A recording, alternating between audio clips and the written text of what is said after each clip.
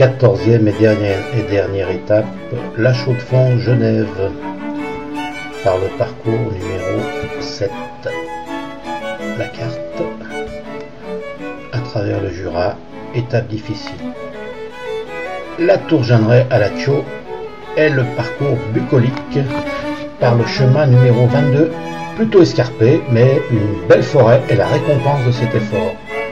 La vallée de la Sagne, nous sommes loin de la Suisse kitsch. Nous sommes dans la Suisse travailleuse et laborieuse. Magnifique combe, que cette combe de la Sagne, typique jurassienne, des fermes.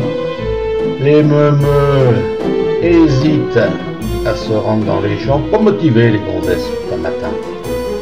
Une ferme typique de la Sagne, le fameux Val de Travers, le berceau de l'absinthe.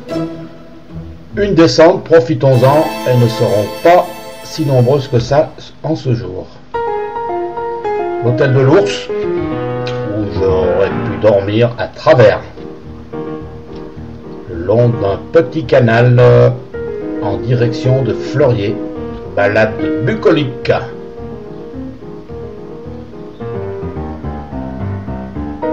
Nous voyons, nous traînons un petit peu dans cette magnifique combe jurassienne. Quelques tanches sautent de joie. Le 11 points des Alpines, non pas en errance mais parquées. La Cluse de travers se termine bientôt à Fleurier. De temps en temps, il faut bien s'arrêter dans un commerce. Un nuage de lait, s'il vous plaît, mademoiselle. Les gonzesses, comment allez-vous? Surtout, ne levez pas la tête quand je vous parle.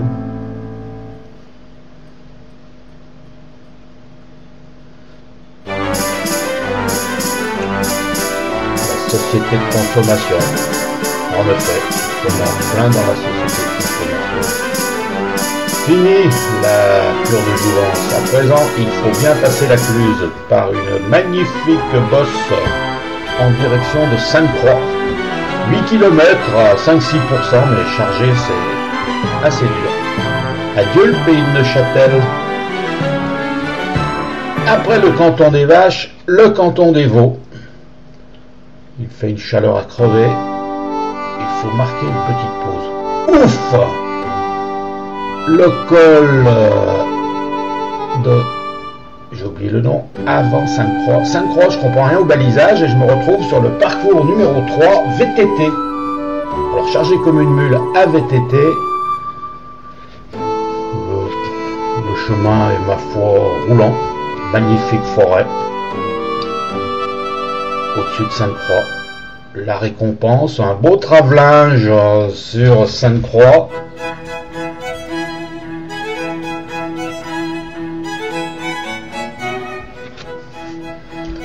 La forêt est odorante, endorphinatoire et jubilatoire. Magnifique, magnifique. Nobody. La récompense arrive. Magnifique panorama sur le lac de Neuchâtel. Yverdon doit se trouver juste là. Fanette d'ailleurs n'est pas peu fière d'avoir pu gravir cette pente. Un petit regard sur Yverdon. Allez, un petit zoom si on voit la Dzia. Non, elle n'est pas là, la Dzia, la Tata Pichit. Ouf, après une descente plutôt chaotique, nous retrouvons le parcours numéro 7 de la Suisse à vélo. Parcours que Fanette connaît déjà, pour l'avoir gravi il y a 2 ans. Oh, tiens, une randonneuse. Qu'est-ce qu'elle fout là, la mémé? Bonjour mémé, surtout réponds pas quand je te parle. Pied de la côte, le balisage omniprésent en Suisse. Alors là, il conseille de monter en train, c'est sympa. Vue sur le plateau, le lac Léman dans le fond. Lausanne doit se trouver à peu près par là. On devine la France tout au fond et le Chablais, le Valais sur la gauche. C'est bien la Clément là-bas au fond. D'ailleurs, on va se la Clément. Valorbe. Ils sont clochers typiques. Valorbe passait une monstrueuse bosse. D'ailleurs, ils mettent un panneau. Attention, ça monte. Ah ben, on s'en serait douté. Ah, les assassins. Regardez cette bosse de 500 mètres à 20%. Dans la forêt, certes. Non goudronnée. Alors là, une petite pause s'impose pour admirer ces magnifiques sapins de 70 ans. Le lac de Joux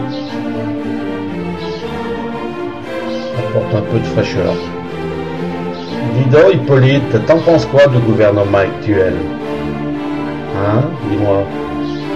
Ah, c'est tous des cons, t'as raison. Merci de votre avis, cher ami. Bon, j'y vais. Hein. J'égère le poutre, les fameuses montres. Nous sommes au lac de Joux, au sentier. Et puis, il faut bien reprendre la route. La douane au Brassus. Donc, permet de rejoindre une combe jurassienne typique, les Rousses. Et nous rejoignons à niveau la Suisse au col de la Givrine.